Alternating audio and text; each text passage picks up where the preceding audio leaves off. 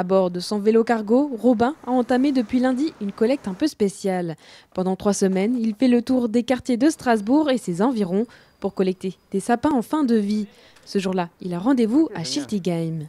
Ouais, c'est un beau sapin de Noël. Ouais. Il a encore toutes ses épines. Si vous voulez, je vais le prendre, il n'y a pas de souci. Merci. Je vous remercie. Le but de la collecte des sapins, c'est de pouvoir collecter et les valoriser par un broyage. C'est aussi pour pouvoir faciliter la vie des citoyens strasbourgeois et qu'ils n'aient pas à se déplacer avec un sapin qui peut parfois être lourd pour eux, alors qu'on vient directement les chercher comme ici en bas de son immeuble. Cette nouvelle initiative de la start-up Green Phoenix, qui propose déjà la collecte de biodéchets en milieu urbain, offre aux particuliers l'occasion de se débarrasser de leurs sapins pour un coût de 10 € sur simple rendez-vous. Une opportunité que n'aurait pas manqué ce Chilicois. Je trouve que l'initiative, elle est belle. Normalement, après la saison de Noël, on ne sait pas quoi faire avec nos sapins. Soit il faut se déplacer à la chéterie, soit trouver un autre moyen. Mais à la fin, les sapins, il est toujours jeté. Donc moi, je me suis dit que déjà, il vient les chercher. Et déjà, les sapins, il est valorisé. Donc c'est un full package. Au retour à l'entrepôt de logistique de la start-up, installé au marché-gare, les sapins sont entreposés en attendant d'être valorisés.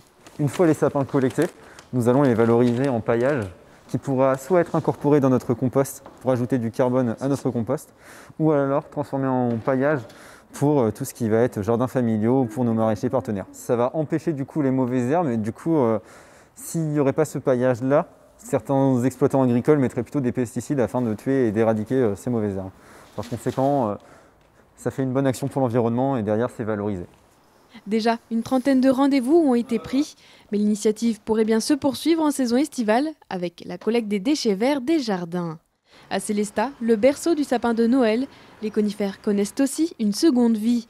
La municipalité a mis en place à partir d'aujourd'hui des bennes pour que les habitants puissent se débarrasser de leurs sapins à proximité de chez eux. L'idée en fait c'est d'amener son sapin sur les 5 points identifiés.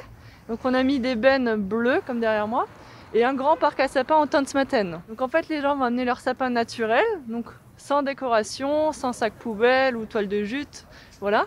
Et ils vont les mettre dans cette benne et nous, la ville, on va les recycler sous forme de broyat. Donc en fait on va créer avec un broyeur des petites plaquettes, des petits copeaux de bois qu'on va réutiliser dans nos massifs d'espaces verts. On donne une seconde vie aux sapins et donc c'est ça en fait l'innovation de la ville.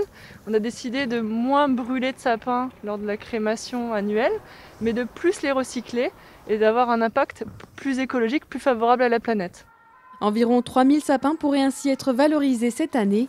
De quoi bien commencer l'année 2021 à Sélestat, qui célèbre cette année les 500 ans de la plus ancienne mention de l'arbre de Noël.